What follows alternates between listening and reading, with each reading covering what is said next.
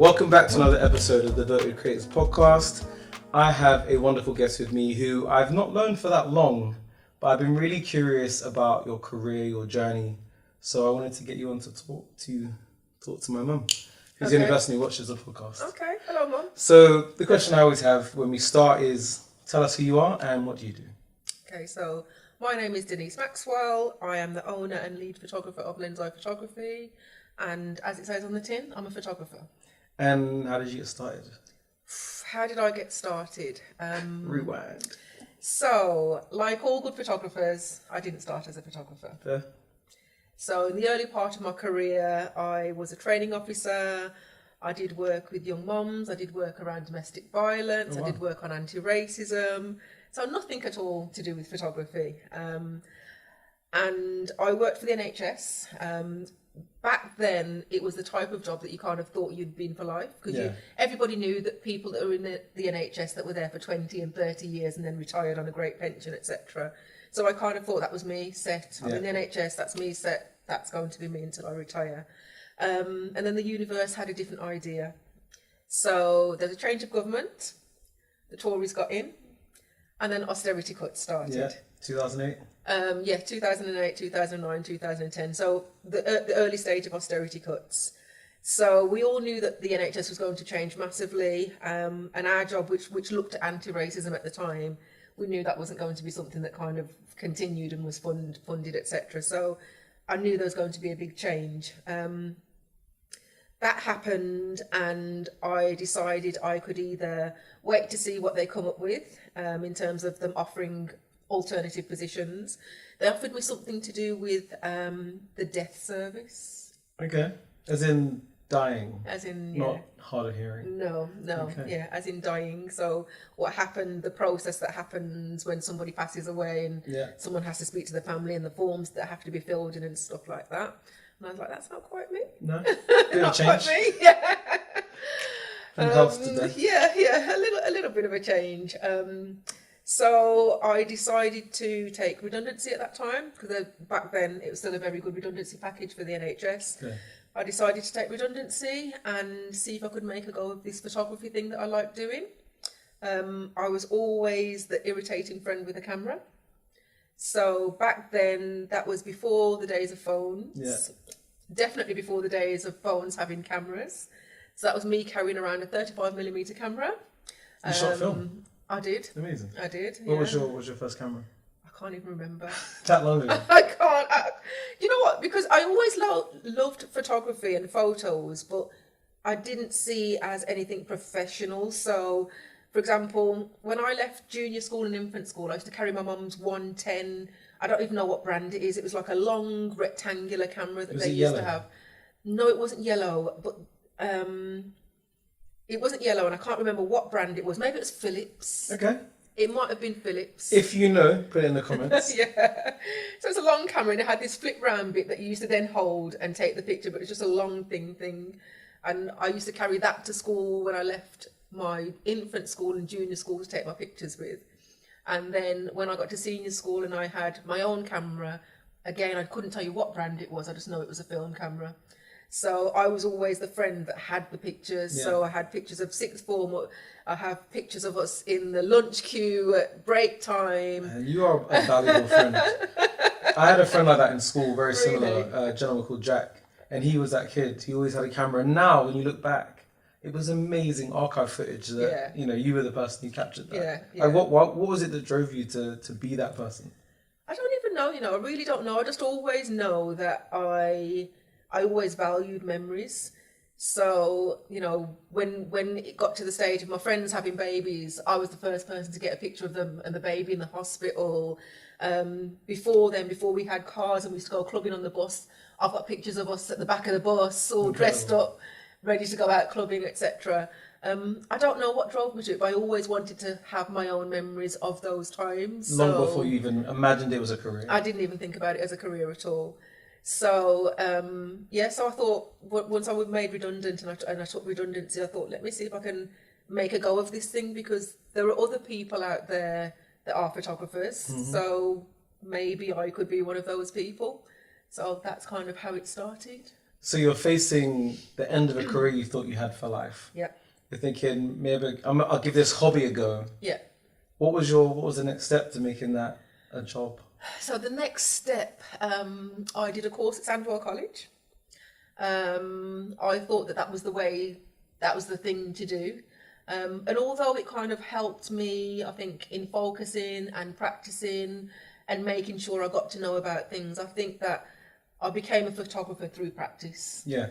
Actually doing it. Yeah. And I think that's the way for most photographers. Like, it's through actually creating those images, making your mistakes, learning your camera by using your camera, that you actually become a photographer. So I started taking pictures of literally every aspect of my life. For the last year of my employment at the NHS, every single conference that I would attend, every meeting that I would attend, you'd think I was a photographer, but I wasn't. I was just... From annoying, camera geek to annoying professional. Yeah. So I'd literally take pictures in all the conferences and stuff. So that was part of my practice.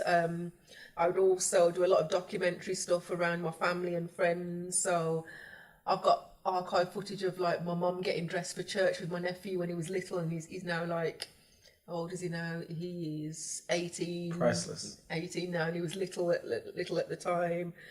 I used to follow my friends around shopping in town and taking pictures of them actually trying on clothes and shoes and stuff.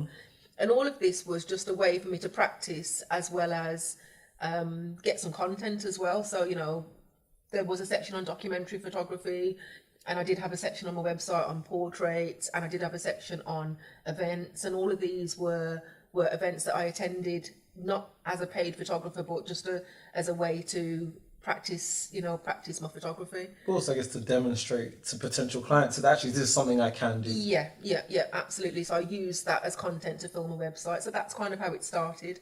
Started with the people around me, the events around me, the environment around me, and from then I got further bookings and more bookings from other people. What I'd love to understand is, it's not an easy thing to do. What was your feeling at that time? Were you scared about making it a job? Were you excited? What was going through your head? Do you know what? I think it's one of those strange things where while you're going through it, it doesn't seem scary. But then you look back on it and you think to yourself, what was I doing? What the heck? I did have a wobble about a year into my career.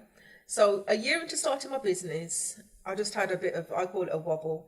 That moment where you think to yourself, what am I doing? How am I going to earn this money? I'm used to the 28th of the month coming, and I know, payday. There's money in my payday? account. Yeah. I haven't had a payday in years. I know someone's going to put money in my account, whether I've turned up at work or not, whether I've worked hard or not, no matter Sick who days, all holiday. of that. And that, I'd always been employed, so that was what I was used to.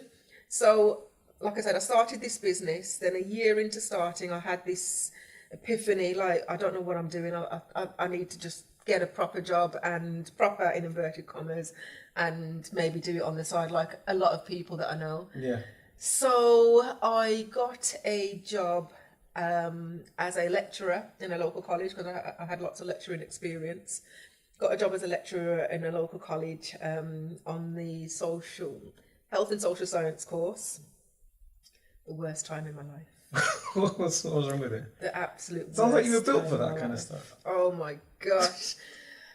Teachers and lecturers, my hats go off to them, because their work is hard work for not fair compensation. So with this job, I'd always had jobs. One of my friends always jokes with me and says, I've never lived in the real world. And when I ask him what he means by that, he says, you've always had jobs you've loved. That's not what most people do in their career.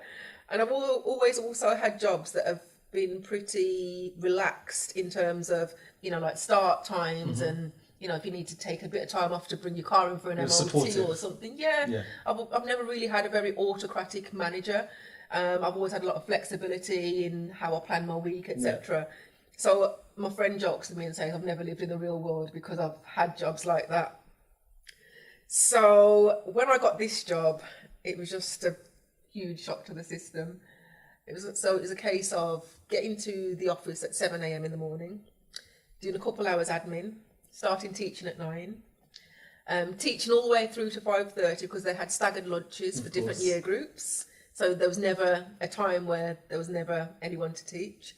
Teaching until 5:30, then another couple hours admin, phoning parents, etc., paperwork, updating Moodle or Blackboard or whatever system it is that they used, and then going and taking work home as well. Yeah, that's the worst. My mum used to be a teacher. I don't know how they do it. I don't know how they do it. So how long did you last? Have a guess. A year? 2 weeks. Oh, wow. I was like, I'm out. I was like, I'm out. I'm not like... I've always been really... It's always been a really big thing for me that... because part of what I used to do in the NHS was also teach about how your social health affects your physical health. Absolutely. So, that's everything from your friends, your family, your environment, your work environment. So having come from that environment where I'm actually teaching other people about this, to now being in an environment where I felt that my health was at risk. Yeah, was absolutely at risk. I thought, I can't stay in this. It's not healthy for me. It's not healthy to not have a home life. It's not healthy to not have any separation. It's not healthy to only be awake while you're working and the other time you're sleeping. It's not healthy to not be able to speak to your friends because you're marking. You've got no time to do anything else. So I was like, this isn't going to be my life. I'm out. Do you know what? I can see something very similar though in myself. I'm not willing to compromise on happiness. Okay. Like I just will not. And same thing with you. If I find myself, when I have in the past found myself in roles where I didn't feel like I was being heard, or I didn't have time to take care of myself or to keep up with friends or family, I had to walk away. There you go. And I think maybe that's in our nature. That's something I always try to impart to other people. But I think it is really important to put your mental health, be aware that that's part of your physical health, and you have to take care of both together. Absolutely. So 2 weeks in the job, what do you do next? So handed in my notice. Yeah. And then just never went back. Didn't even work the notice. I did the same. I thought that was just me. I said I'm leaving. Yeah. Why am I working 2 more weeks or a month or whatever? I was like, I'm going to be self-employed now. I'm not going to need a reference, etc. I'm not staying in this environment any longer. Yeah, So it was never on my LinkedIn anyway. Yeah. Well, LinkedIn wasn't around then actually. So handed in my notice and just thought, you know what, this photography thing has got to work because there's nothing else I can see out there that I want to do. At the time, I was looking at lots of other jobs that were around, and previously, before like 2009, 2010, whenever I'd been looking for jobs, I'd always see 2 or 3 jobs that looked really interesting, that were paying what I wanted to pay, wanted them to pay, that I could see myself doing, and there were jobs that I could apply for and get easily because of what I'd done before and my qualifications. And all of a sudden, like, there was nothing. There was just like, it was either really bad pay or not something I wanted to do. And I've, again, been very lucky in my career to not have had jobs that I've not enjoyed. So every job I've enjoyed my job. I've been passionate about my job. I've felt that I'm doing something towards, something good in the world. Meaningful. Yeah, it's very meaningful. So all of a sudden I didn't see anything like that. And I thought to myself, photography is the only thing I can think of. So I'm going to somehow have to make this work. That's reminds me of I can't remember who posted it now. I'll put it in the comments. But a gentleman that I follow posted a video clip of him talking about one of his favourite quotes. And it was, if you want to take the island, you have to burn the ship. And I'd love that. So it's giving you no other options. You don't have a way out. You have to make this work. So that was your approach. Yeah. So like I said, what was the move? You just threw everything at photography. Did you invest in your kit? Yeah. So I had 2 cameras at the time. So a Canon 450D and a Canon 50D. Nice.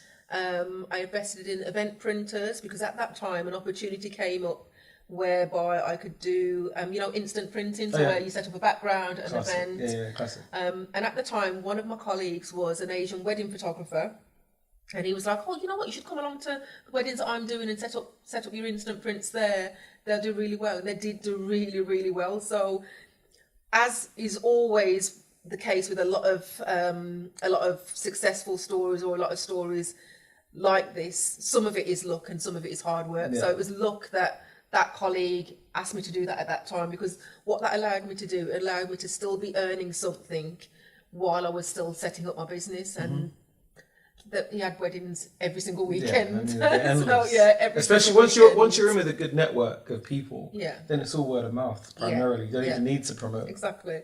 And that happened for a couple of years. It was all word of mouth. One family would refer to another one and so on. So yeah, just threw myself into photography, and then during the weeks, I would pick up other jobs, or I would practice other types of photography, and kind of like one thing led to another. As you said, a lot of your experiences come from, self-teaching. You did do a course, but the real learning has come from getting out there and taking shots. What were some of the early mistakes you made? Oh my gosh. So Where do we start? Yeah, where do we start? So I do actually do a session on this, because I deliver courses as well, and on one of the courses I actually show a whole set of my first set of pictures. We'll have to link to that. And it's fine, they're absolutely terrible. So my first photo, when I first opened the box of my first camera, my 450D, my first set of photos were of myself, because obviously you work with whoever's around you, and I was the only person in the house when I opened them. And what you notice with this set of pictures is that the white balance is completely different. Some of them have got flash on, some of them got flash off. You can see that the aperture is completely different. They're all completely different, even though I literally put my camera on a tripod, pressed timer, and took the photo. And that's because I knew nothing about the camera. So all I would do, I'd take a photo, turn the mode dial at the top, take another photo, turn the mode dial at the top, take another photo, That's wild. Yeah, Fair I know. enough. I literally knew nothing Yeah. about DSLRs, nothing at all. So that's one of my first baptism of fire. Jesus. So I told you it was bad. Fair. I mean, that is a bit wild. But I mean, similar to you, when I was starting out, I used myself as a subject, just because you're there and you can make those kind of mistakes. And you've got a chance to review them. My actual way of dealing with that, or never having that problem, when I got my first ever DSLR, I think it was the Canon 40D. Okay. I gaffer taped the mode dial. Okay. So I could not change it. It was in manual, and I had to wow. learn. Yeah. That was my way of dealing with that, because I was like, look, I just have to learn. There's no other way. So it was that. And also my mum got me a really good book on exposure. I think it's called Exposure. So like I'm one of those weird technical types. When I get a new camera, I read the manual. Okay. So it was that. That was my way of. See, I was at the stage when I bought that first camera, I didn't even understand the difference between manual and all the other modes. So it didn't. That wouldn't have even meant anything to me. If somebody had said something about shooting in manual, it wouldn't have actually meant anything to me. I was literally that new to fresh. Yeah, absolutely that new. Then how did you balance building a business and social life, family life? What was that like? I think it was no different to working a 9 to 5 and balancing your family life and your social life. I think I had more time, and even now I'd say I have more time being a self-employed photographer than I do working a 9 to 5. I always say, I've joked with my husband to say, I don't know if I'd be employable now, because the idea of getting up at the same Too time, much freedom. every single day, being in the office for 9:30, It's from the Monday commute to that I Friday. Commute during Can't rush do it. hour, like, Cannot do it. why? Yeah. Why does everybody have to go to work at the same time and come home When at the did we same sign up to time? this? So, But I guess that's what I wanted to know. How are you strict with yourself about when you start work, when you stop work, the days you take it on? I am not strict with myself Okay. over that. So I base my time around when I have commissions and when I don't have commissions. If I have a commission, then if I have to get up early and I have to be there for 6 o'clock, So be it. I'm finishing at 2 a.m, etc. That all balances out with the amount of times that I'm not out of bed until 10 o'clock in the morning, or times when I fancy a shopping day, or fancy going to visit friends and family, or sit in the garden all day during the summer. So you don't have any problem saying no to work? I do.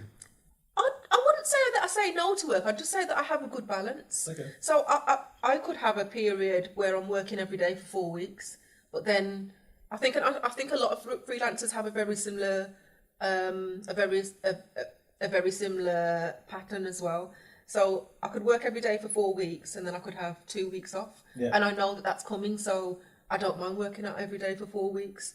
And I think also it's a little bit different when you're working for yourself compared to when you're employed, because you know that you're reaping the benefits from all the hard work that you're putting in. So that, again, it's not a problem. It feels like the balance feels fine. And what were some of your, or even now, what are some of your creative inspirations? I tend to follow photographers that I know around me. The reason being is early on in my career, I remember following famous photographers, for want of a better description, and then meeting a couple of them and being really disappointed. How so? I don't know what I should or shouldn't say here, in case you can figure out who I've met and who I haven't met. One of them, when I met them, I don't know, they said something that I was really uncomfortable with about photographing. It was about how you can photograph different groups of people and there's a different reaction to it. And he was talking about photographing dead people that had died who were poor and from a particular background. He was kind of saying, like, it's okay to publish these because nobody like kind of like bats an eyelid. No one's checking for them. Yeah, nobody kind of like it's okay. And I kind of thought, like, yeah, I've got a problem with that. Yeah, would that be okay if it was someone from this country and they died in similar circumstances? Could you publish something so graphic about, you know? So that was morally that's an issue. Yeah, that put me off him big time. And then another photographer that I met.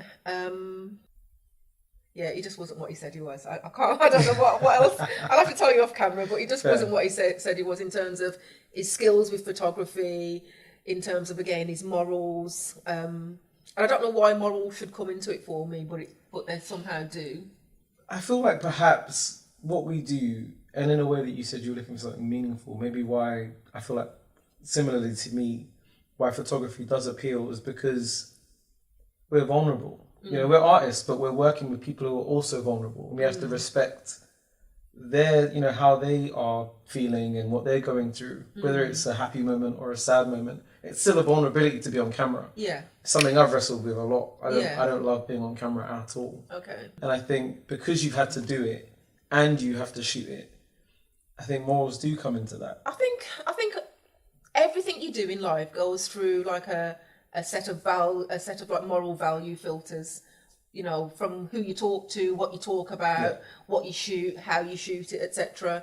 And for me, like I say, that also comes into photography, how you shoot, what you're shooting, what you choose not to shoot because you think, actually, I wouldn't, if I was that family or if I was that person, I don't know if I'd want, moment. Yeah, I don't know if I. So all of those decisions come into what you click, what you take a picture of. And if I feel that somebody doesn't have those type of morals, then it affects my thoughts about that person as 100%. Well.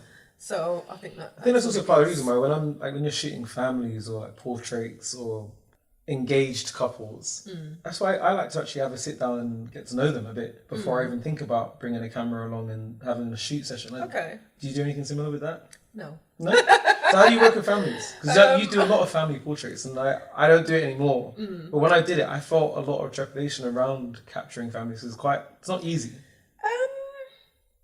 I don't do that just because of how time consuming that can be, and obviously as a freelancer, everything kind of comes into what the cost of doing business is for you. So you know the cost of that's you actually. That's why I don't do anyone too expensive. Say again. I get told I'm too expensive.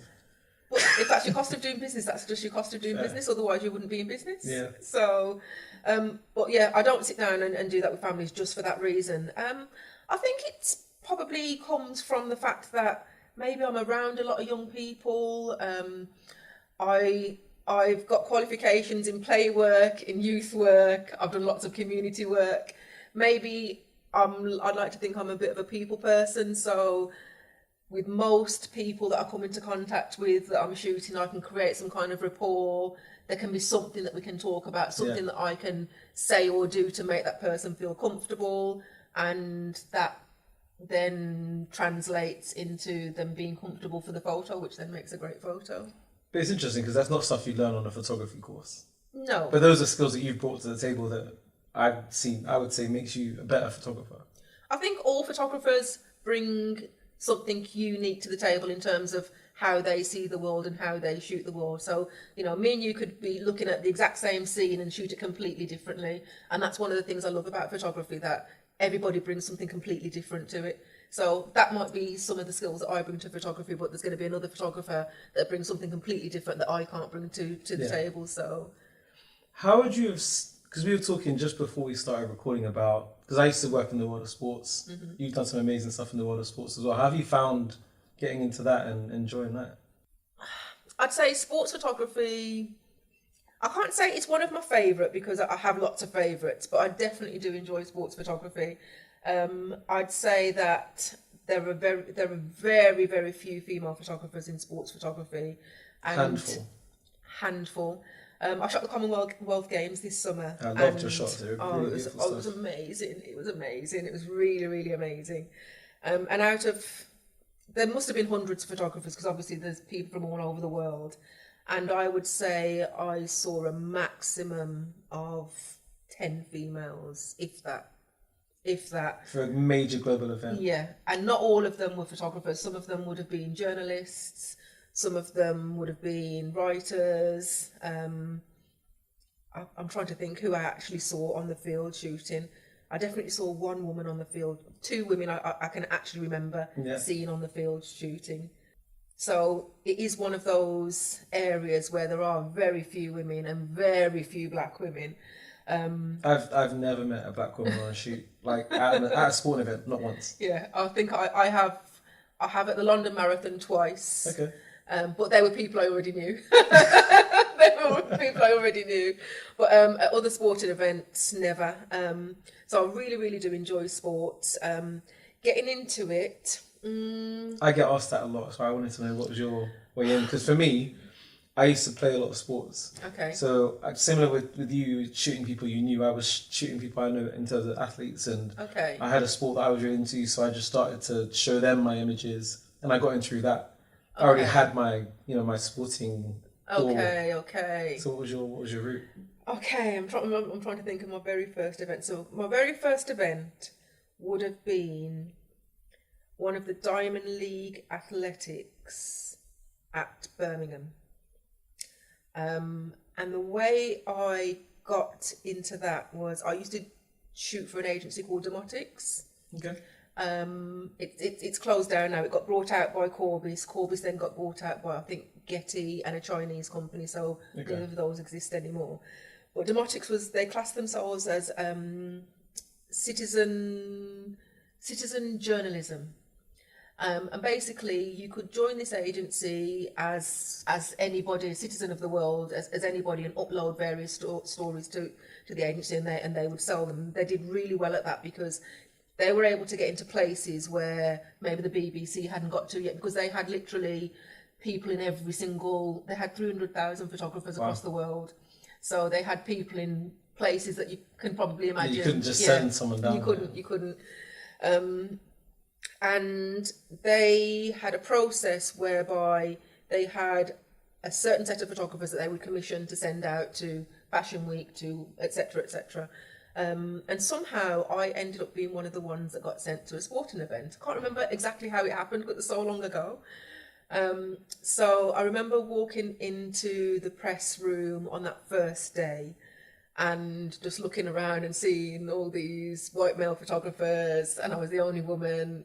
Massive lenses everywhere, flight cases everywhere. Absolutely. And everyone just looks up and then looks down, like you're not even there.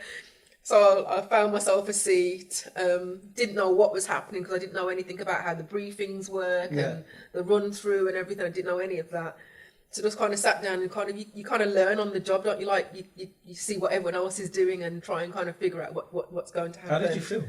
Oh, it was so nerve-wracking. It was so nerve-wracking. You just felt so alone. So nerve-wracking. And I sat next to a guy, he's my friend to this day now, next to a guy, Colvin Hazard. He'd been shooting sports for a long time, and he was one of the first people that actually smiled at me. Acknowledged you. Yeah, I was like, oh my gosh, somebody smiled. And I remember I'd left something in the car, and I said to him, "Oh, would you mind watching my kit while I just go back to my car?" And I can't remember what I'd left, but go back to my car and get something. He's like, "Yeah, not a problem." And on that day, he just kind of took me under his wing and said, "Okay, they're going to go for a briefing in a bit. Have you done this before? You know, this is where you can go, this is where you can't go." And he just took me under his wing and just showed me some of the ropes. And like I said, he's my friend to this day. Cool. Just a really, really good guy. And yeah, I think having that experience with Colvin is partly the reason why I do some of the mentoring that I do with younger photographers now, because I know that feeling of kind of walking into a place and just like not knowing what the heck's going on. Yeah. And everybody knows exactly what they're doing, Yeah. and you know where they're supposed to be, and they're all getting their kit ready and everything. You're thinking, what should I be doing at this time, etc. So, you know, I try and kind of like, for the people coming behind me, I try and make that process a little bit easier by having them shadow me on big jobs, or shadow me at the types of jobs that I would have been kind of like confused about, not knowing, you know, what's like going to happen. Weeks, that kind exactly.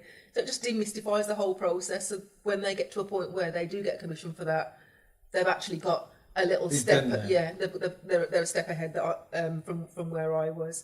So yeah, that was my first sporting experience. But I remember exactly the same thing. Walking into that room, it's always downstairs for some reason, and you've got all it adds to the fear.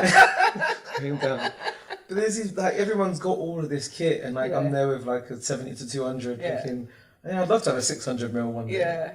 But it is quite. I think it's a scary thing, but it's also, there's a lot of excitement to it. And it is one of those ones where, you know, it can make or break your confidence in that area, because similarly to you, there were a couple of guys in there that were quite nice and did look out for you and were happy for you to ask questions. I think that helps so much. How have you found, you know, you said you do a bit of mentoring now, you're other people's Colvins. How have you found doing the mentoring? And what have you got out of it? I think it's something that you don't see what the outcome is. You just kind of have to understand that and hope that you've made a difference for somebody.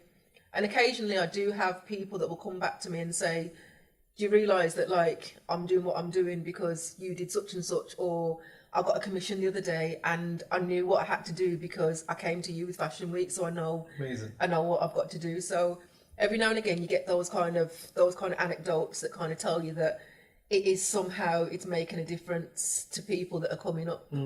You know, that people that are coming up behind you. I actually had one person, my husband DJs, and he was at an event, and he said a male photographer came up to him and he described this guy, and I was like, "I don't know who he is."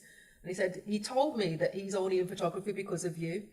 I was like, "Really?" I was like, "What does this guy look like?" And he described this person. I don't know who this person is. I didn't know the name or anything. He said, "Yeah, you spoke to his wife a while ago, and you inspired them to like set up their business, and now they've got a business, and now they're full-time photographers." I'm like, I need to find out who this guy is. It'd be lovely to know. So I think every now and again you just get that kind of story or that kind of example come back to you to show you that the little things that you're doing are making a difference for somebody. So I think that's what I get from it.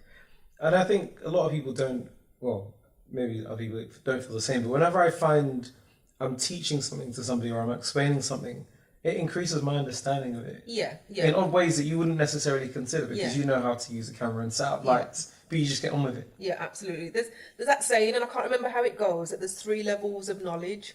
One is reading it, one is performing it, and the other is teaching other people about it. And that's the highest level of knowledge that you can kind of get in any particular field, because in order for you to teach it to somebody else, you need to know it a lot more than either reading it or performing it. Absolutely. And how do you now, you know, you're well established in your career, but I'm sure you still have times when you're having a creative block, or you're not sure, you know, if you've got a shoot coming up, you're like, I want to do something a bit different. How do you work through those creative blocks and find inspiration, even though you've been doing it for so long?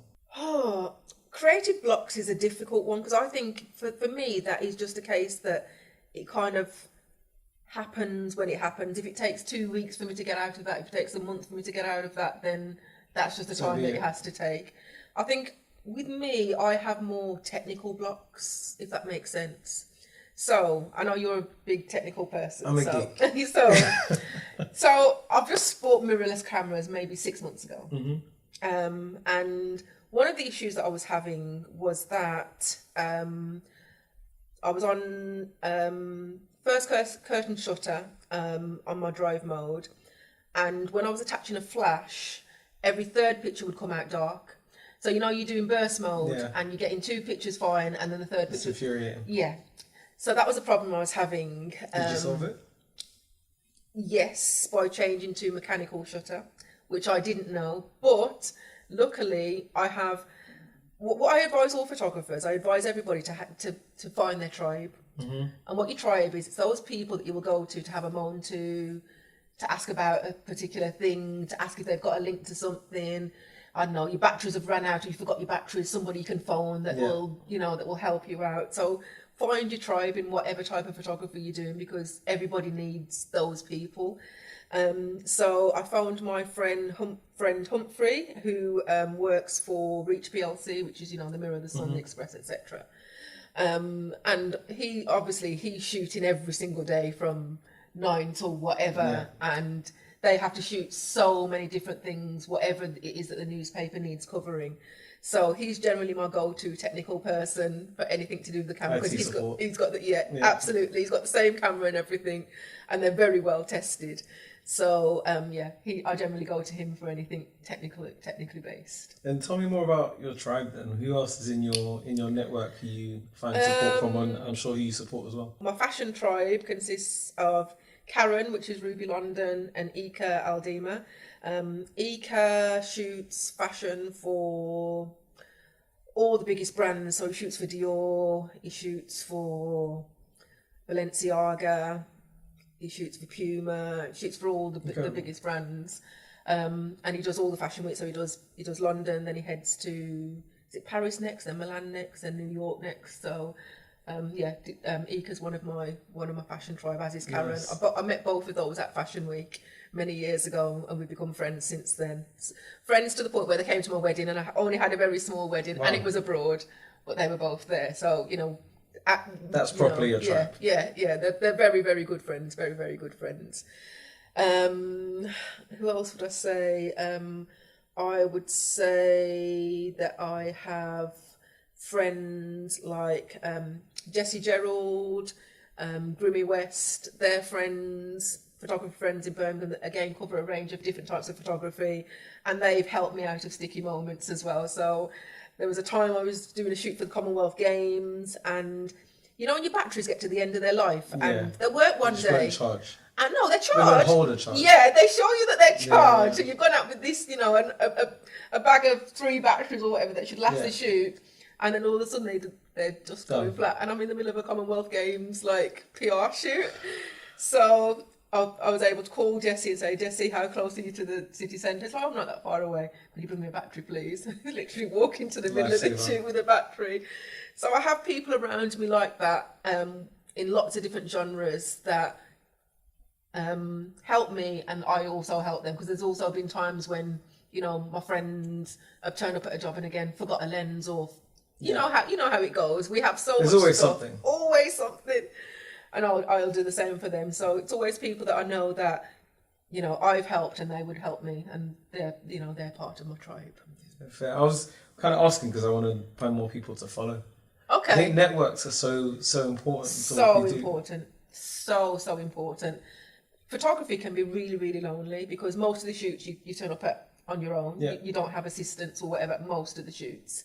Then you go home and you might edit alone. And then you might go to networking events on your own. So it can be really, really lonely if you let it be.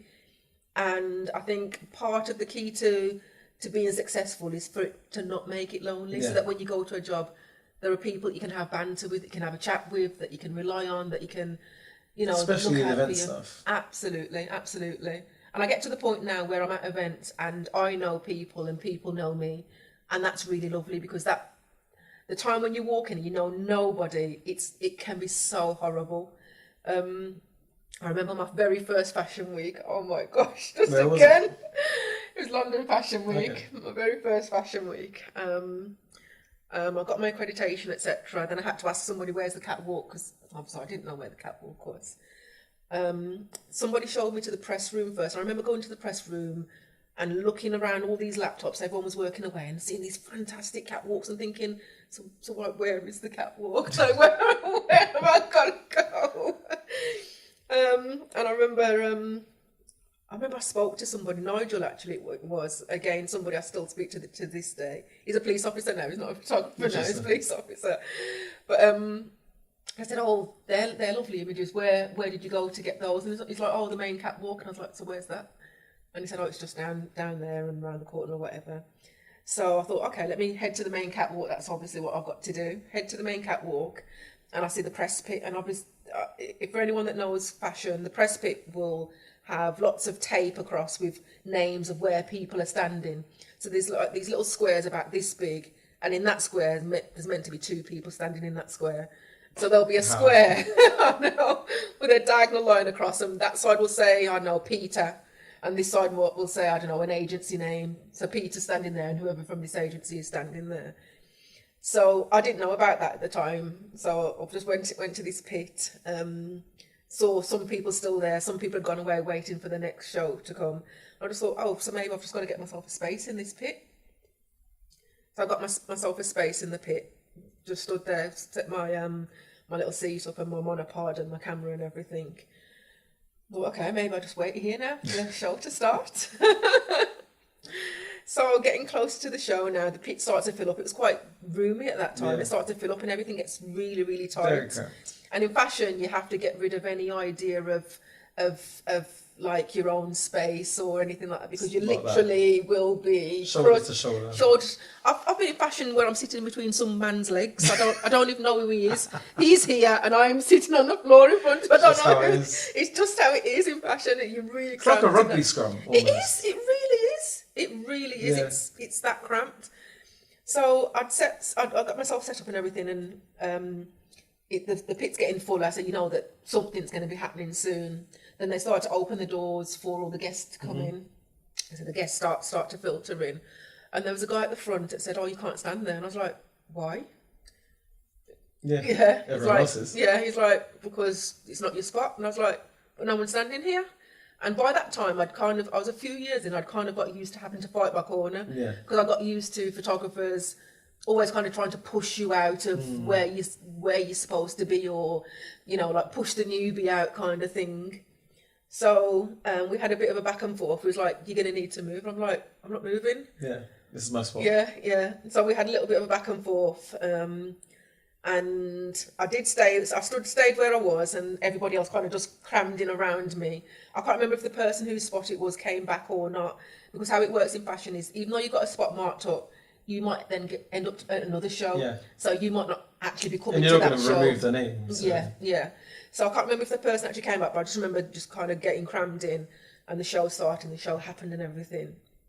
And this guy had given me a bit of a hard time for a couple of shows, and I kind of, in my head, you know, few expletives kind of thing, like, what are you giving me a hard time for? Like, leave me alone. Yeah.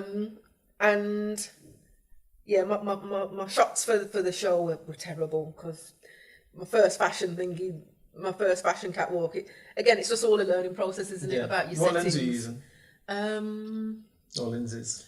It would have been my 70 to 200. So I was using the correct lens. Yeah, 2.8. Yeah, I was using the correct lens, but just not the correct settings. Fair. So was it too slow, too fast? Some of it was too slow. I didn't have my shutter speed high enough. Especially for some of my first ones of the day. Like, obviously, as the day goes on and you can review what you're doing. Yeah. And also, as well, I used to shoot too early. So as soon as the models came out from behind... So they're way too far away. Yeah.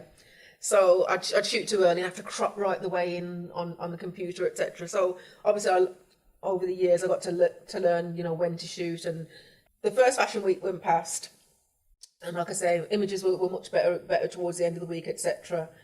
And I remember when I went to the next season, I saw the same guy again, and I don't even know if I should be saying this. If it needs to be cut, then you can cut Let me know. So I saw the same guy again. He's like, "Oh, you're back." And I was like, "Yeah." And he's like, oh, that's good. I was like, what do you mean? He goes, oh, because if you couldn't take what I dished out last time, you weren't cut out for fashion. That guy. Yeah. Interesting. Okay. And the funnier thing is, he's done it to he does it to people all the Yeah. time, because one of my other friends did Africa Fashion Week, and she said, oh, this guy was giving me a really hard time. Same guy. We just cried on like it's I'm not going to say his name because he's There's a friend always now. one. He's a There's friend always now. But I said, yeah, this is him and this is what he does. So just know that he's just putting you through his little tests that he puts you through. Maybe it's coming from a good place. Maybe like I said, he's a friend now. Yeah. Maybe he's coming from a good place. Maybe it's that tough love. I suspect he probably experienced something very similar when he was starting out. Yeah. And that's just his way of giving back. Yeah. I'm trying to be charitable. In a tough love kind of What way. are the because I don't shoot any fashion walks or anything like that. What are some of the tips and tricks of doing that stuff? Use a monopod, so that your models are all in the same frame, rather than your hand shooting a catwalk for 15 minutes holding a 70-200 is going to get hella tiring very quickly. So everybody uses the monopod. No flash on the catwalks because it will wreck everybody else's images. Your image might come out perfect, but then everybody else is getting horrible flash in their image. Also, it's not healthy for the models either. 70-200 is a standard lens that most people use. Some people use wider, some people get creative like with a 50 or something else, but I'd say 95% of photographers will use a 70-200. And what do you say about feet position? I was like, what's that? With catwalk, when you're say if you're shooting for one of the designers, they want the feet in an optimal position. So they want one foot on the floor and the other foot kind of up like that. Mm-hmm. You never have the front foot kind of like about to step. About to step. That's classed as a horrible foot position. I did not know that. Yeah, if you're shooting for a brand, they will want all the models to look to have that. So you're having to time your shots. Yes, you're having to time your shots, and then you try and get all the models with that exact same position as well, in the same position coming down the catwalk. Consistency. Yeah, that consistency. What else would be another tip? To bring a step or a pelly case that you can stand on, because generally in fashion you'll have different tiers of heights. So you'll have a line of people sitting on the floor. Then you'll have a line of people sitting on a small step or the side of their pelly. Then you'll have a line of people who've got the pelly stood up and sitting on the pelly that way. Then you've got a line of people stood up. Then you've got a line of people standing on the small side of the pelly. Yeah. Then a line of people standing Steps on all the the way toes. up. Yeah, 6 steps all the way up. So bring a step or a pelly case or something that you can stand on. Because I have seen photographers turn up without any step and just get sent to the back and just can't see anything because they haven't got a step. No shots for you today. Yeah, no shots for them today. Another tip, let me think what else. I think with all types of photography, it's just about knowing your camera. So knowing, it sounds very basic, but the exposure triangle comes into play in every type of photography. Yeah. So from your shutter speed to your exposure, the shutter speed is critical in fashion. Like knowing how far you can push the ISO. Exactly. Knowing your camera, because obviously what my camera can do might be completely different to someone else's camera. Shoot at an f4 or above, so that way you still get some of the detail in the clothing, because fashion, the main point of it is clothes. So shoot at an f4 or above. That's and use autofocus. Yes, I do. I use autofocus, but I use continuous focus for fashion. Okay. So it's tracking the model as they're coming down the catwalk, rather than. I remember again, that was one of my first mistakes in my first fashion week, to not use continuous focus. So every however many models, was totally out of focus. But it is, I mean, one of those things again, like you said, you have to be doing it regularly to really pick up those things. Because I've been shooting for 20 plus years. I still make mistakes I would consider really basic. Yeah. I still do it. Yeah. Like, at what point does that stop happening? I don't know. I mean, I think when I go through, so Commonwealth Games is an example, because I was shooting that every single day for 10 days. Like straight away, I'd get in the morning, and I wouldn't even have to think about my settings because I'm shooting that consistently for a period of time. But I think it's quite normal when you haven't shot something for a few months to even to take a bit of time to think, okay, let me get my head into it. Let me think about what I'm doing here, and what settings I'm using, and what cameras I'm using. And I think especially if you're somebody that shoots lots of different things, it means you're having to think a lot more. Yeah. Whereas if you were a wedding photographer, strictly a wedding photographer, Must be nice. you know exactly what lenses you're bringing. You know what kit you're bringing. You probably use the same bag. You're just picking up that bag and heading out. But because you shoot so many different things, you're thinking, okay, what kit am I bringing? What cables am I bringing? What lights? What lights? Does my head in? What tripods? How many cameras am I bringing? Which lenses am I bringing? So I think that's quite natural because of the fact that you're doing so many different things from week to week. Go back to specialising. I don't think so. You shoot a lot of different stuff as well. So yeah, I think it makes you a better all-round image maker, if we call it that. Because I think, for me, I'd say there's not many things that people could ask me to shoot that I wouldn't know how to shoot now. Yeah, you're versatile. Yeah, because if I can shoot sports, I can shoot motorsports. It's the same idea of tracking somebody or something that's going very fast and around anticipating track. moments. All of that stuff. Same kind of lenses that you're using. If I can shoot, and again, this is something that I try and teach emerging photographers. If you think back to like when you were employed, there used to always be a line that you'd put in your CV about transferable skills. Yeah, it's just kind of copy and paste. Yeah. At one point, I didn't even know what it meant. Just you have to say it. I can work independently, but I'm also a good team worker. Yeah, exactly that line as well. I used to use that line too. So we always used to use it on our CVs. But when you think about it, the same thing applies to photography. So, if you can direct a model, you can direct somebody in a wedding. If you can do a group shoot in a wedding, you can do a group shoot for a corporate event.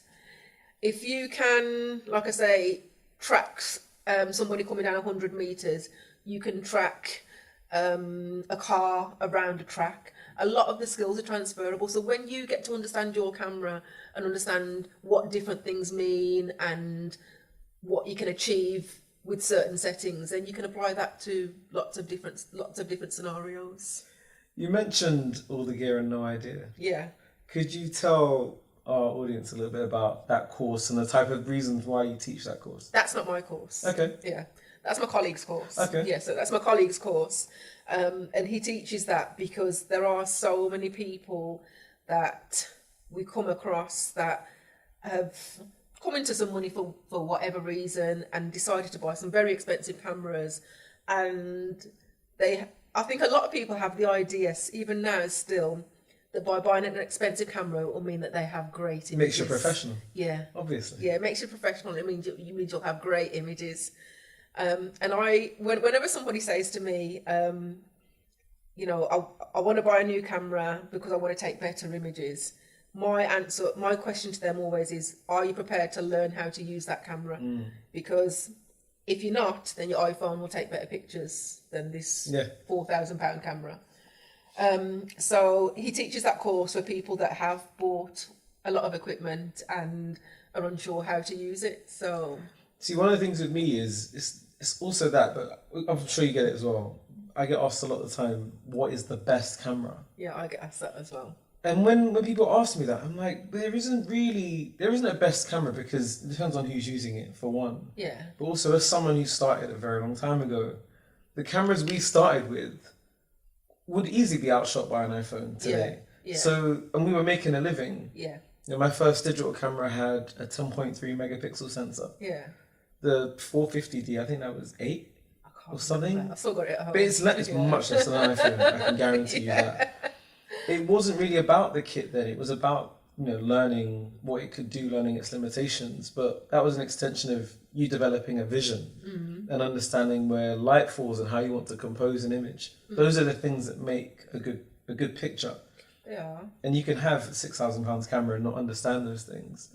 When people ask that question, I always have to throw that back and be like, actually, what camera are you using right now, and what are the limitations of that? Yeah. What's it not doing that you want it to do? That's normally the direction I'll go in with that question, because if I'm finding that, okay, I'm shooting sports and the autofocus isn't good enough, like it genuinely cannot keep up with what I want to shoot. Okay, maybe you need a camera belt autofocus. Or I'm shooting a lot of low light and this sensor just is too noisy. Then okay, we're talking about, then we need to upgrade your camera. Yeah. But before that, I just don't think cameras are the answer. They're not the answer at all. And even with that discussion about upgrading, what we have to remember and bear in mind is that, taking sports for example, I shot sports from I had a 50D. So obviously what's possible on a 50D is completely different to what's possible on a Canon R5. However, I was still shooting sports, and still a lot of the images on my website are from my 50D. And some of the top sports photographers I know, what's his name now? A lot of them are reluctant to upgrade. Yeah. Most of them are. Yeah. So I can't think of his name off the top of my head, but he's a sports photographer that everybody knows, and he shot, I don't know, 30 Olympics or some ridiculous amount. And I was having a conversation with him at Commonwealth Games, and he still shoots DSLR, and he said he's not upgrading because he's too old to learn another system. Also, he's still getting paid. Yeah, still getting paid, still creating those iconic images. So it's not about the camera, even though, like you said, some of the modern cameras make it so difficult to get a bad image. It's still not about the camera, because you still have to learn how to use the camera, even in auto. So auto will get you through a certain amount of things. So it'll get you through portraits, okay. Yeah. It'll get you through documentary photography, okay. It's not going to get you through sports. It's not going to get you through fashion, because there's other things that you have to know about your camera in order to shoot those, even if you left it in auto.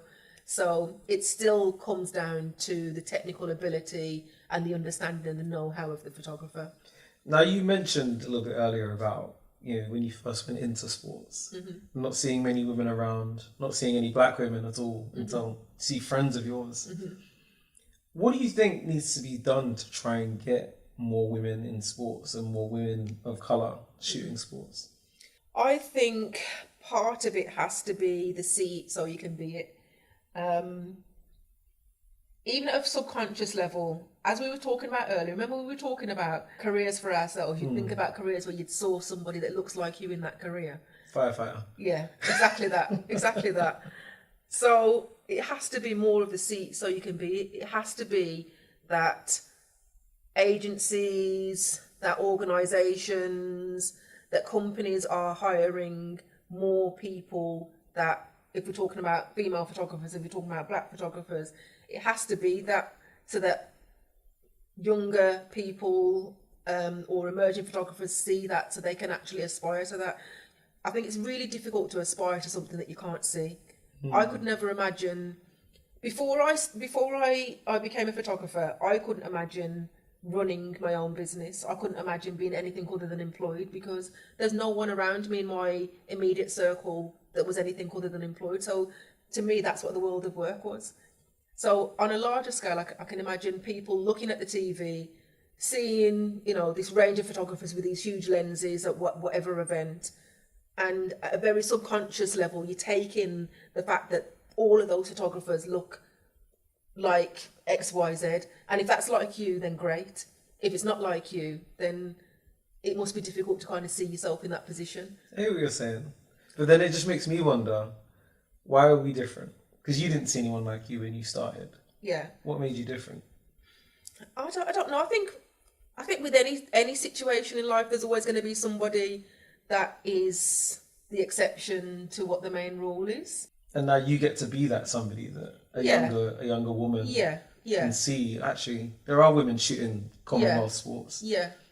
I genuinely have never seen a black woman at a sporting event shooting. So you would be that for a younger woman. I hope so. I have had people come up to me, random people I don't know, come and hug me. At the Commonwealth Games, there was there's a huge bank of volunteers, and there was one of the women. She was doing some scorekeeping or some timekeeping or something like that. She had a clipboard and a timer and stuff. And she called me over. She said, "Are you working here?" And obviously, I've got all my cameras strapped. I've got 3 cameras strapped around me. I said, "Got the vest." Yeah, and I was like, "Yeah." She said, "You're a photographer?" And I was like, Looks like yeah. I kind of looked down at all the girls, like, "Yeah." It's like, oh my gosh. It's like, oh my gosh, that's amazing. You're doing so well. And she just gave me a hug. Didn't know this woman from Adam. She just gave me a hug. She's like, oh my gosh, that is so amazing. I've never seen anybody like you all the years I've been doing this. Like, that's so amazing. So, how do you feel about that? Oh, it's a lovely feeling. Of course, it's a lovely feeling because growing up, we've all got the people that we look up to for various reasons, and it's nice to think that in some way, shape, or form that you can do that for somebody else in whatever kind of way. So yeah, I mean, I don't know why I kind of went into the fields that I go into. I mean, I still do very stereotypical types of photography for a woman. So I still do weddings, which women are very much represented in wedding photography. I still do events, again, women very much represented in event photography. I do some family stuff. I don't do as much. I'd like to do more commercial advertising photography, and again, women are very underrepresented in that. I think I read a figure somewhere that said that something like less than 5% of adverts are shot by women. Wow. As in big commercial adverts. That's genuinely surprising. I can't remember the exact figure, but it's something around that, and I thought, like, wow. Do you know why I say that surprises me most? Because I do work in the commercial world sometimes, and a lot of people commissioning that work and in the PR are women. Yep. So it is interesting that they're not. Yep. They must know female photographers. I don't know. Who knows? But absolutely interesting, because you're right.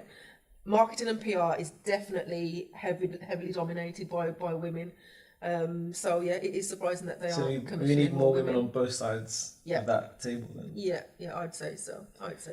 I would love to get, before we wrap up, just some of your tips on working in the creative world. What have you learned with such a varied and experienced career? What have you learned about yourself and about being a creative? Is that too big a question? Well, how long have we got? 2 hours. I was speaking to a friend about this earlier, and one of the conclusions that we came to is that you're always hustling.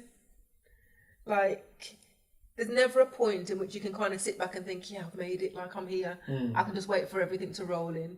And maybe that isn't just about being a creative. Maybe that's also partly about being self-employed, that you're always looking for the next job. You're always still pursuing opportunities. You're always still building, because you have to keep that work rolling in. I think that's a character trait as well, though. Do you think so? I'm not willing to be too comfortable. Okay. I always want to push myself. I always want to be better at what I do. Okay. And I think you could easily, find your niche, get a little network of wedding photography stuff, and everyone will recommend you because you do just about enough. Yeah. But you're not going to build a business or develop as a creative person if that's all you do. But a lot of people choose to play safe. Yeah, yeah. I'm sure you've met people that have shot sports for 30 years and they'll never upgrade their camera and they'll never do anything else. Yeah. So, to that point. That's a good point, actually. I probably agree with that now that you've said that. I probably would agree with that, because that is literally, you have described one of my traits that I always want to do better. Even when my friends say, oh gosh, you're doing so well, I'm like, yeah, but I haven't got an MBE yet. And it's coming. It's coming. Do you know what I mean? So there's still always something more you can do. Or I remember last year, 2 years ago, I was saying, yeah, but I haven't had many publications yet. And then I've had loads of publications last year. And then in the past year, you've been killing it. There's always something more that I want to do. There's always another height I want to get to. So I would say for people who are emerging photographers, just to keep pushing. When you think you've got something nailed, carry on. Like, find another way to do it. Find a way to get so good at it that you can do it with your eyes closed. Find a way that you can make even more money from it. Find a way that you can generate income from that. Like, there are always other things to do with the knowledge that you have. You have to have some very tough skin as a photographer. Like, nothing is handed to you on a plate. I mean, I can only speak for myself. Maybe it's to other photographers, but for myself, nothing has been handed to me on a plate. So I mean, in terms of fashion, you actually have to fight for your position. Yeah, absolutely, absolutely. And I've had the same thing I don't do much of this anymore, but I used to do some pap photography. So I know Brit Awards after parties and people coming out of cars and going into the venues, etc. I used to do some of that because that sells quite well as well. You can earn a decent living from that. And I remember at one of those events, I was threatened by one of the male photographers, actually physically threatened, and then physically punched as well. Yeah. What? Yeah. Oh, we're going to have to go there. What happened? I was on his patch because I wasn't a regular face in the London pap environment. It was a Brit Awards after party, and I was there with a friend, and we decided to pap all night, you know, everybody coming in and out, and etc. And I remember somebody had just come out of a car sale, maybe a group of about maybe 10 photographers rushed to the car to get all the shots and whatever. And I remember him complaining, saying, "You're in my way, you're not supposed to be standing there," kind of thing. I'm like, It's public street. yeah, whoever got there first kind of thing. And he was complaining to all the other photographers about me getting in people's way and all that kind of stuff. Clearly has a chip on his shoulder. Yeah, clearly wasn't happy that me, not a regular face, etc., was on his patch. And then later on, I remember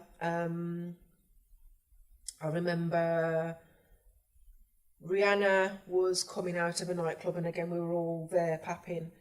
And there was I don't know if it's, I can't remember if it was the same photographer or a different photographer because it's so many years ago now. I remember another photographer was complaining about, again, me being in the way, and said, you know, if you get in my way again, I'm going to smash your camera. And I was like, go on then, I'm going to call the police. Yeah. If you do that, I'll literally just call the police. That's a threat of physical harm. I will literally call the police. Yeah. So he was like, just don't get in my way again. And then there was another scrum for another celebrity. And again, we all rushed to get the pictures. And I just felt a punch from whoever was behind me. In the back of the head, or just in my back? Just felt Jesus a punch. Christ. That's not okay. No, it's not okay. It's not okay at all. What did you do? What do? You don't know who behind you. You just found it. Did you get the shot? I think I did. Well, yeah. Big skin. Big skin. But you do. I mean, that's insane. That's obviously an extreme example, Yeah. but in lots of other ways, you do have to have thick skin, especially in some of the fields I work in, where you're working with lots of other photographers. Because when there are a lot of photographers, they can, like I say, they can do this thing to kind of push you out. I've seen women cry at press events. Oh, wow. So just where like all of them gang up on you with banter kind of thing, and I've literally seen a woman cry and not come back to that event That's again. really unfortunate, because they've turned it into a boys' club essentially. Yeah. It does get turned. It does get turned into that at times. So yeah, if you want to cover certain things, you have to know that you're going to have to find a way of dealing with that. You have to navigate it. Yeah, you do have to navigate those things, and whether that's the fact that you challenge them, whether that's the fact that you hold your own, however you find of dealing with that situation, you are going to come up against some of those situations. I guess to some degree, you have to get good at reading which people you can push back and which people, you know what, I'm just not going to get into it with this one because they're not going to hear me. Like some people I know, I can stand my ground and they're just trying to be a bully and they'll back down, whereas others would probably take things a bit too far. I guess it depends what standing your ground means, because often in those situations for me, when there's a lot of photographers there, standing your ground often means staying in your position or staying in your seat so that you get that shot. Not standing your ground will mean you get pushed to the outer echelons of Mars. No point. And Why'd you show up? Exactly, and not get the shot. So often standing your ground will mean that you have to, in order to get the shot that you need, that your agency's expecting, or that that you came there for, kind of thing. I think for me as well, it's worked to my advantage to cover different genres. I was always advised in the beginning that you've got to specialise, you've got to do one thing really well. And because I'd come from an environment where I was doing different things every day, different training sessions every day, working with different people, and I've always had jobs that have been very varied like that, I didn't want to just do the same thing every day. Fair. I thought, this is going to be boring. Yeah. How boring to have weddings just every single weekend, loved up couples. Especially if you're not loved up. I wasn't loved up at that time. Do you know what I mean? Like, just rubbing it in your face. Yeah. So, for me, variety has been part of the key to my success. That's not to say that I don't know other successful people that do specialise in a particular thing, because I do. But variety has definitely been the key to my success. And I think it makes me a better, like I said to you earlier, an all-rounded photographer, where there's not many things that I can't shoot because I've got experience in so many different things. You can drop you anywhere with a camera. Absolutely. A couple charged batteries and a memory card. Yeah, and I'm good. and I'll sort it. I'll get it. I know that especially during lockdown, when some of my friends were really, really struggling, had to get alternative jobs doing X, Y, Z, I was able to. For part of lockdown, I had a contract with the local council shooting their buildings, architecture. So Changed it up completely. so I did did architecture for 2 years for the local council, and obviously that was a saving grace because I'm outside, I'm not interacting with nobody, I'm not having to worry about passing this on or getting whatever. So that was great. And I also did a project for again in conjunction with the local council on allotments. Okay. So some Which I guess also work. became quite a big deal at that time. Absolutely. Because people were using it as part of their coping mechanism. There were people I spoke to that lived in flats that had no outside green space, and them getting out to the allotment was their bit of release. Yeah, almost. Absolutely. So I was only able to do that because I had a portfolio in those things, because I had experience in shooting those things, which is why I was able to kind of get those commissions. So variety has been a godsend for me, and I'd advise people that are merging to work out what's right for you. Like if you feel that you want to specialize in one thing, you like that comfort of knowing exactly what you're shooting, and being a master of that one particular thing, and not having to buy a whole range of lenses, because I've got a whole range of lenses. Imagine. I mean, you see what's in there. That's what happens. Yeah. So if you like, being able to kind of have a more concise set, a concise kit, etc., and you like that familiarity of shooting the same thing all the time, then do that. But if you do feel like there's something out there for you that's different, then don't be scared to do that. Don't be put off by the people that are saying you can't do that, because there are lots of photographers that successfully do that, doing it. and you can do that. So I don't know if you've ever heard of that saying, and nobody ever says the last line of this saying. I've only heard it probably like over the past year. Yeah. So the saying, jack of all trades and master of none. Have you heard that saying? Yeah, I get called it. But there's another line to that saying that nobody ever says, and the next line is, but better than a master of one. Nice. I like that saying now. Yeah. And nobody ever says that last line. Nobody ever says that last line. And that was my saving grace over the past couple of years. And interestingly enough, a lot of photographers now are talking about diversifying, which is exactly... We've been doing it. Exactly.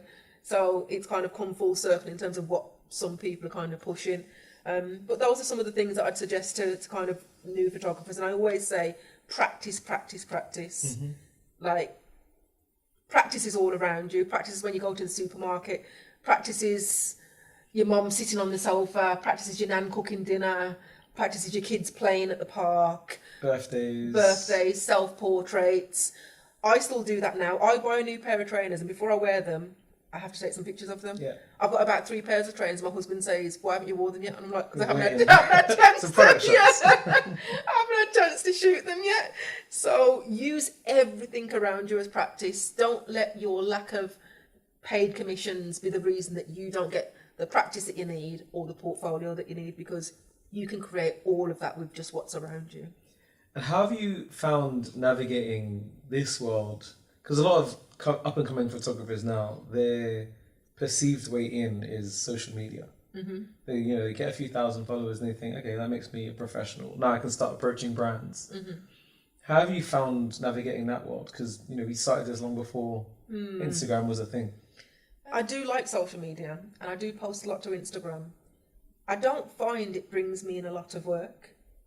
I'm trying to think, have I ever had somebody contact me and say they saw my work on Instagram? I don't know if I have. I've had people contact me via my website, and I've seen my work via my website, but I don't think I've ever had somebody contact me via Instagram. So that's interesting that I feel the need to still be so active on it, because start bringing in the work. What does it bring in? And I don't know if that works differently for new or emerging photographers. It'd be interesting to speak to emerging photographers to see if they've navigated that differently, and if it does bring in work for them, and especially like with the TikTok generation as well, like, does that bring in work, or is it literally about content? Because for me, although I love my job and I love the creativity of my job, I still understand it's a business. And if something's not generating a way for me to generate money, then it's time that I don't need to spend. It doesn't need your focus. It doesn't need that kind of focus. So it'd be interesting. I'd like to speak to some of the emerging photographers who are bigger in that kind of field to see if social media does bring in income for them, or if it, like I say, if it's just about getting views. Just an energy sap. Yeah, because views, they don't mean anything in reality. No. Views and followers in reality. I don't even check now. I don't even know how many people follow me. I'm not Oh really? concerned. Oh wow. I make the content that I want to make. Sometimes I forget to, like, I feel like I should do stuff, and then I'm like, I want to just shoot, and I want to just make stuff, and I want to just make content about making content. But you've got a really good following already, though, haven't you? So yeah, but that came from just doing it. Like I never set out to have a following. I didn't know why anyone would want to follow me. Yeah. But I found that people wanted to see the kit that I Okay. use. So I was like, if I want to shoot, I'll just take a picture of the kit, put that up. Okay. And obviously there's a massive audience of people who love looking at camera gear. Yeah. Like me. Yeah. So I guess I found my tribe. I guess you could say. My last question to you. What is some of the work and some of the things you've done that you're most proud of? Okay, can I reframe this slightly? Go for it. So my reframing would be like my top 5 moments in my career. Because I think it's difficult for me to kind of think about work I'm most proud of. But I can definitely think of moments. Yeah, I think I can attach myself to that emotion rather than the end product more, if that makes sense. So, being one of the photographers that captured David Cameron and Obama's visit to the UK. I see that as still one of my iconic kind of photos. That was a moment. Still, yeah. It's fascinating time. Yeah, absolutely. I think because neither of them are world leaders anymore. Neither of them are world leaders anymore. But yet they feel like the type of world leader that, you know, some world leaders kind of go down in history as a name that people will remember for generations. Yeah. For better or for worse. Yeah, you will remember them. Yeah, whether you agree with them or their politics or not. I feel like those are 2 of those names. Just like Margaret Thatcher, she will always be known. I think Obama will be one of those people as well. So it just feels really great to have been part of that moment, because when I look back on like some of the pictures of Margaret Thatcher, for example, and like I say, whether you agree with her politics or not, it still feels like iconic. Like it still feels like, wow, you were there to capture. It was a moment in time. Yeah. So that's one of my favourite moments. Another favourite moment for a very different reason is when my agency called me to say that they need a photographer to shoot Usher. That he's going to be in London. Nice. Delivering some work at art school, and they haven't got anyone to cover. So, you know. I'll take that job. So that was absolutely fantastic. Is he as fine in person as he is? Absolutely. And he used to be one of the people on as a poster on my wall when I was about 16 or 17. Did you tell him? Did I tell him? I'm trying to think if I told him or not. I couldn't have done that. I can't remember if I told him. I told Nana Cherry that when I met Nana Cherry, but I can't remember if I told Usher that. I think I was too nervous to say that. Fair. And his wife was there as well. So it's a bit. I feel like if I'd have said something like that to him, I'd think about it for 8 years in embarrassment. He doesn't need to do that. So that was another favourite moment, like I say, for different reasons, but, you know, it just felt absolutely amazing to think that, wow, like, I remember going to his concert when I was 16. Now you're right here.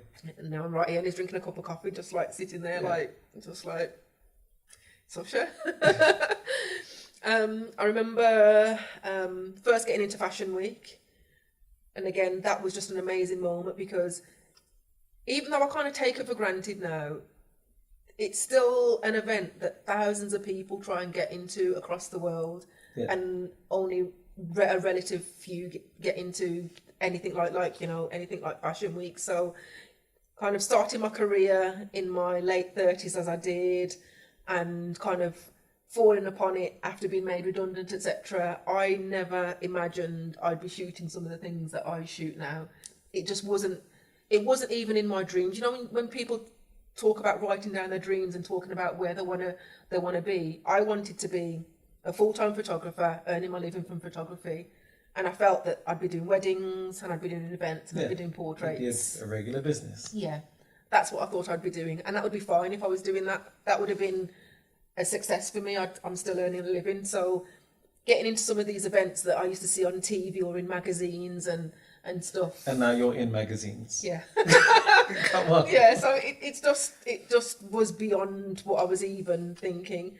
So that was another moment. My first billboard campaign. So driving through Birmingham, I'm like, Mum, look, I shot that. It doesn't mean anything to your parents. It doesn't mean anything at all. What was the campaign? It was a campaign for a local theatre company. It was one of their theatre shows that was on. Oh, what was it called? Footloose. Oh yeah. Yeah, there's posters for Footloose, for Alexandra Theatre. So yeah, I shot that campaign for them. And probably my latest one was my first Commonwealth Games. Again, like I used to watch the Commonwealth Games on TV. I watched the Olympics on TV. I watched Diamond League on TV, and to suddenly think that I'm now on the TV shooting that I used to. I mean, who doesn't remember, like, depending on what age you are, who doesn't remember like the Linford Christie, Carl Lewis kind of rivalry? Like, I remember all of that kind of stuff, and now I'm suddenly here and they're just there, and it's surreal. Yeah, it is. When you walk onto a track in a stadium full of people, there is something, because you've seen it on TV so much. Yeah. Now you're at the track and the athletes are just there. Yeah, it's amazing. It's amazing. There's a quote that I use with the photographers that I mentor, and the quote goes, sometimes the biggest dreams you will live are those you can't even imagine right now. Definitely. And I say that to young people all the time. And I say, like,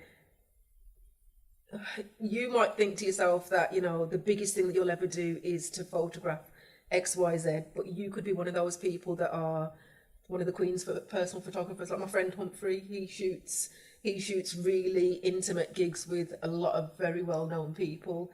You know, you just can't imagine where your career can possibly go. Absolutely. So, you know, it's a quote I use a lot.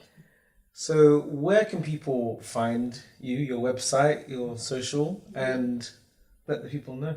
Okay, so my website is www.lensi.co.uk, and Lensi is spelled Lensi, like eye of a lens, just in case people are unsure.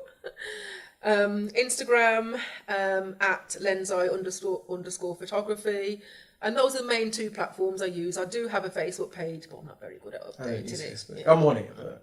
I'm not very good at updating it. So those are my main two platforms. I have a Patreon page as well, which is Lensi Photography. So yeah, those are the main places that you can find me. Denise, thank you so much for joining me. I've been wanting to get you on for a minute. Yeah. But I feel bad asking people. Why? It's like you've got to go out of your way and come down here, but I really appreciate you coming. Thank you. If you guys enjoyed that, I hope you did. If you have any comments or questions, please put them in the section below. Otherwise, I will see you in the next episode.